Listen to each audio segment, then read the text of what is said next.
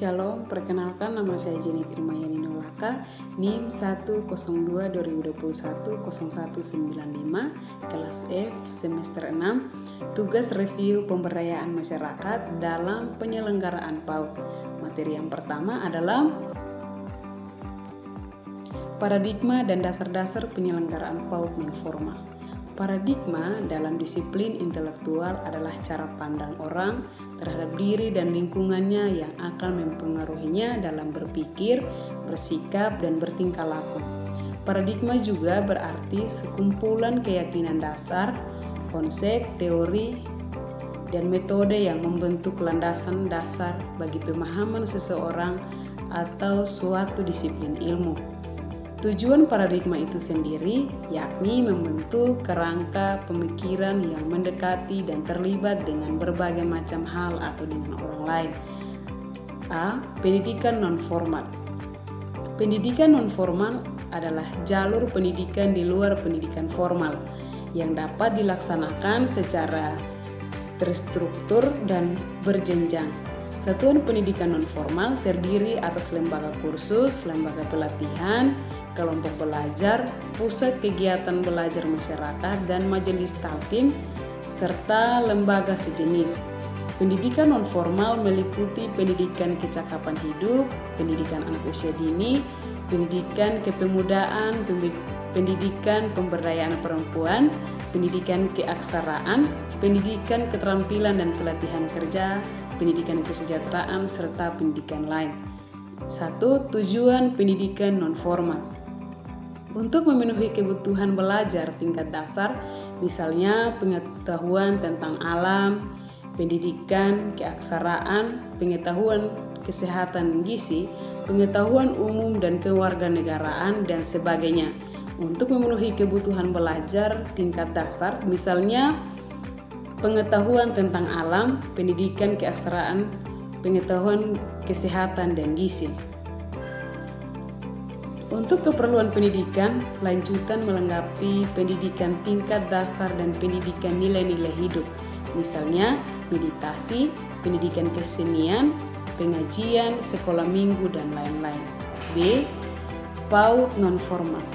Satuan pendidikan pada jenjang pendidikan anak usia dini merupakan satuan pendidikan yang menyelenggarakan upaya pembinaan yang ditunjukkan kepada anak sejak lahir sampai dengan usia 6 tahun, yang dilakukan melalui pemberian rangsangan pendidikan untuk membantu pertumbuhan dan perkembangan jasmani dan rohani agar anak memiliki kesiapan dalam memasuki pendidikan lebih lanjut.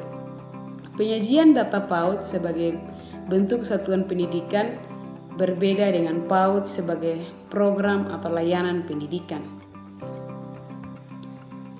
Jenis pendidikan non-formal yang pertama pendidikan anak usia dini, yang kedua kepemudaan, yang ketiga keterampilan dan pelatihan khusus, yang keempat pondok pesantren. Yang pertama, dasar penyelenggaraan PAUD non-formal. Menurut Undang-Undang Nomor 20 Tahun 2003 tentang Diknas, Pasal 3 Ayat 1 mengencangkan kemampuan dan pembentukan watak peradaban bangsa yang bermartabat dalam rangka mencerdaskan kehidupan bangsa. Pada pasal yang ketiga ayat 2, untuk perkembangannya potensi pendidikan didik agar menjadi manusia yang beriman dan bertakwa kepada Tuhan Yang Maha Esa, berakal mulia, sehat, berilmu, cakap, kreatif, dan mandiri. Berikut adalah materi yang kedua, karakteristik dan konsep peserta didik dalam tenaga kependidikan PAUD dan non-formal. Secara umum, peserta didik adalah anggota masyarakat yang berusaha mengembangkan potensi diri melalui proses pembelajaran yang tersedia pada jalur jenjang dan jenis pendidikan tertentu.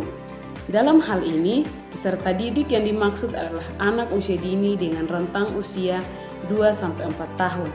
Dalam perspektif pedagogis, peserta didik diartikan sebagai sejenis makhluk homo education atau makhluk yang menghajatkan pendidikan.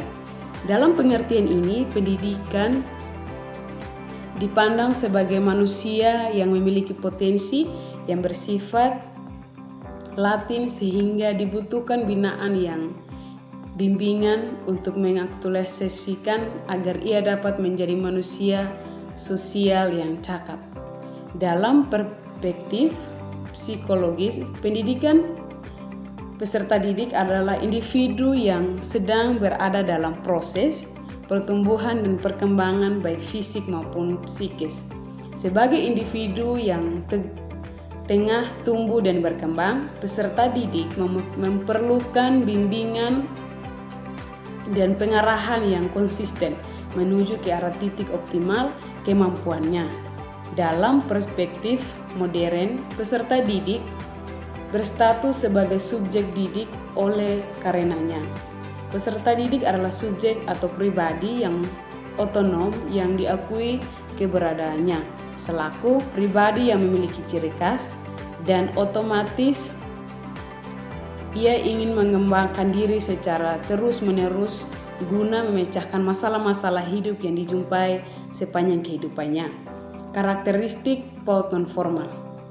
Yang pertama, fleksibel waktu dan tempat. Yang kedua, kurikulum yang terpadu. Dan yang ketiga, penggunaan metode pembelajaran yang beragam. Yang keempat, keterlibatan orang tua. Yang kelima, keterlibatan orang tua. Pertama, contoh PAUD non-formal. Pertama itu kelas taman bermain komunitas. Yang kedua, kelompok belajar prasekolah. Yang ketiga, program pembelajaran pra di sekolah di pusat. Yang keempat, program pembelajaran anak usia dini di panti asuhan. Materi yang ketiga, prinsip-prinsip dalam penyelenggaraan dan pembelajaran PAUD. Yang pertama, pengertian prinsip pembelajaran menurut ahli. Prinsip pembelajaran menurut Dr. Ahmad Syafil Ma'arfi pada tahun 2019 mengungkapkan bahwa menciptakan suasana kelas yang demokratis di mana guru dan siswa dapat berinteraksi secara terbuka, saling menghargai, dan saling mendukung dalam mencapai tujuan pembelajaran. Prinsip pembelajaran merupakan landasan berpikir, landasan berpijak, dengan harapan tujuan pembelajaran tercapai dan tumbuhnya proses pembelajaran yang terarah. Pertama, berorientasi pada kebutuhan anak, di mana setiap anak mempunyai kebutuhan yang sama, misalnya kebutuhan fisik, dihargai, rasa aman, diperlakukan dengan baik, serta tidak diimigrasikan, diajak bersosialisasi dan kebutuhan untuk diakui. Yang kedua, sesuai dengan perkembangan anak, yaitu pendidik harus dapat mengetahui dan memahami tahap perkembangan anak untuk menyusun kegiatan atau program sesuai dengan tahapan perkembangannya. Hal tersebut karena tahapan perkembangan setiap anak berbeda. Yang ketiga, sesuai dengan keunikan setiap individu, yaitu gaya belajar masing-masing anak berbeda. Terdapat anak yang mudah dalam belajar dengan mendengarkan, melihat, dan bergerak. Pendidik harus melihat perbedaan tersebut, serta pendidik harus menggunakan cara yang beragam untuk mendukung pengalaman anak. Yang keempat, belajar melalui bermain.